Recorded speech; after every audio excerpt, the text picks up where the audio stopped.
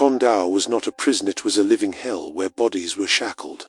But souls were destroyed long before death arrived. Every wall of this place held the echoes of 100 screams. Every stone carried the stain of tears and blood. To the outside world, Con Tao Island looked like a paradise rising from the blue waters of southern Vietnam. Calm waves, green forests, and the illusion of peace. But beneath that beauty hid a truth so horrifying that the island was once known as hell on earth. The nightmare began in 1862, when French colonial forces seized Vietnam and ordinary people dared to dream of freedom. That dream alone became a crime. Determined to crush rebellion, the French built a prison so terrifying that no one who entered could hope to leave alive. This became the infamous Pulo Condor prison, later called Condau Prisoner, place isolated by 120 kilometers of sea, guarded by towering iron gates, thick stone walls, and hundreds of watchful soldiers. Prisoners were dragged inside, blindfolded and chained, many forgetting the feel of sunlight or the sight of the sky as the years swallowed them whole. But the worst horrors awaited in the tiger cages, tiny concrete boxes barely large enough for a man to crawl, yet packed with 5 to 7 prisoners. Guards poured boiling or freezing water over their bodies several times a day and jabbed bamboo rods through the iron grates above, striking anyone who moved. Those who cried were punished with burning hot ashes thrown on their skin. Many prisoners lost their vision. Many died in agony. Historians still say that even animals could not survive the tiger cages, yet men were forced to endure them for years. The rest of the prison offered no mercy: filthy water, rotten food, endless labor under the brutal sun. If someone fell ill, guards tied them to the ground and abandoned them until death came. Madness crept through the cells like poison. Some prisoners clawed their own skin, smashed their heads against walls, or bit off their tongues to escape interrogation forever. The guards laughed, took photographs, and treated suffering like entertainment. And Con Tao did not spare women. Those who supported Vietnamese fighters were captured, tortured, and starved. Some were abused even during pregnancy. One woman, Nguyen Thi Hu, gave birth inside her cell, only to die the next day from the torture she endured. Condau was a paradise only in appearance. Beneath its surface lived a darkness that devoured countless lives, an island where people died long before their hearts stopped beating. Today, visitors leave flowers in that very cell, flowers of grief, respect, and remembrance. After the fall of the French, American forces entered Vietnam, and Con Tao prison took on a new purpose. It became a political detention camp, a place where thousands of prisoners were held, from 1960 to 1975. Many had committed no crime beyond speaking in favor of independence. In 1970, 2 American congressmen secretly visited the island. When they saw the tiger cages with their own eyes, they were horrified. In their report, they wrote a sentence that echoed across the world: "This is not a prison, this is a torture camp." The report ignited outrage across the globe. Protests erupted, voices rose, and the world finally looked toward the Island of Shadows. In 1975, Vietnam broke free and claimed its independence. The prison gates were opened at last, but for many families, hope had already shattered.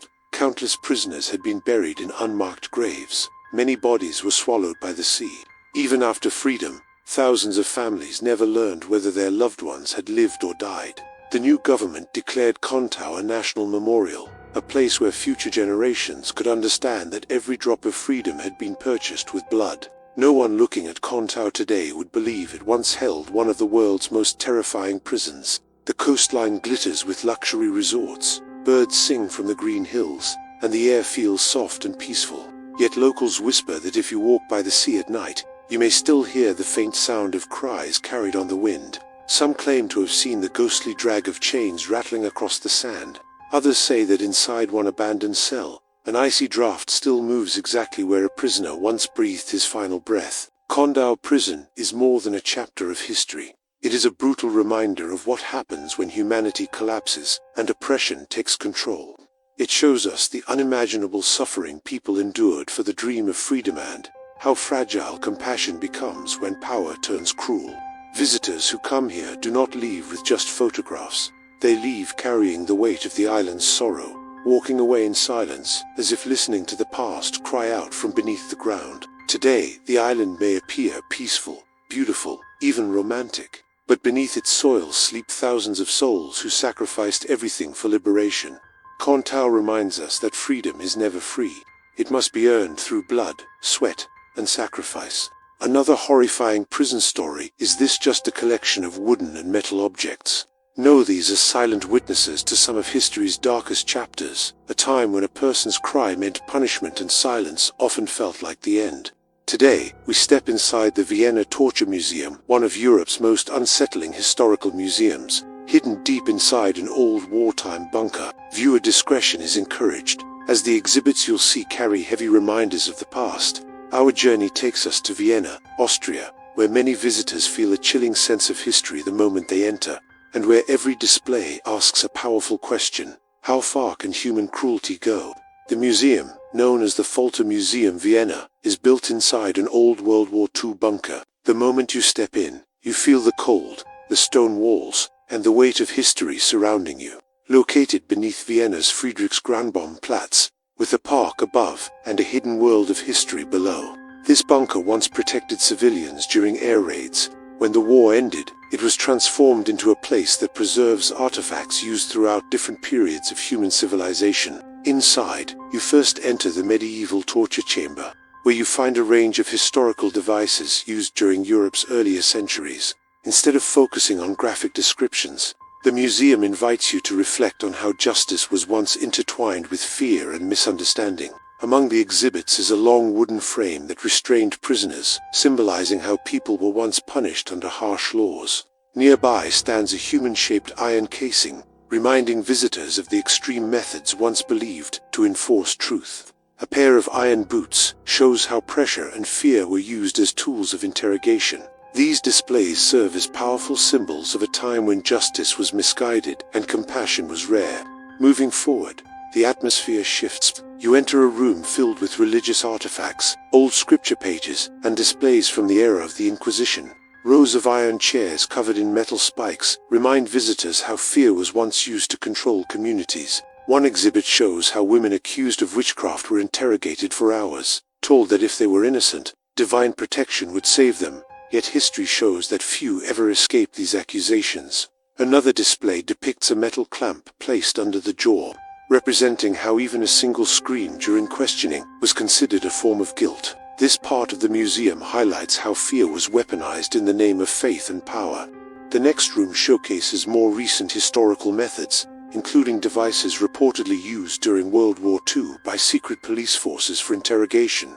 These displays remind us that although time moves forward, human cruelty does not disappear on its own. A cold isolation cell demonstrates how extreme temperatures were used to break a person's spirit. Another section shows stress position devices, designed to force detainees to stand or sit in ways that caused physical strain, symbolizing how psychological pressure played a major role in modern-day interrogations. In the final section, the museum presents a global perspective, showing how certain forms of torture still exist in parts of the world today. There are reports from international human rights organizations, survivor testimonies, and documentation of ongoing campaigns to end abusive practices.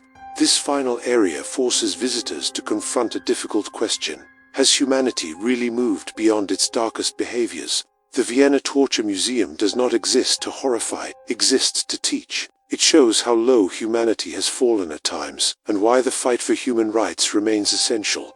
As you step outside, you carry with you a quiet heaviness, a reminder that history must be remembered so it never repeats itself. This is more than a museum, it is a lesson.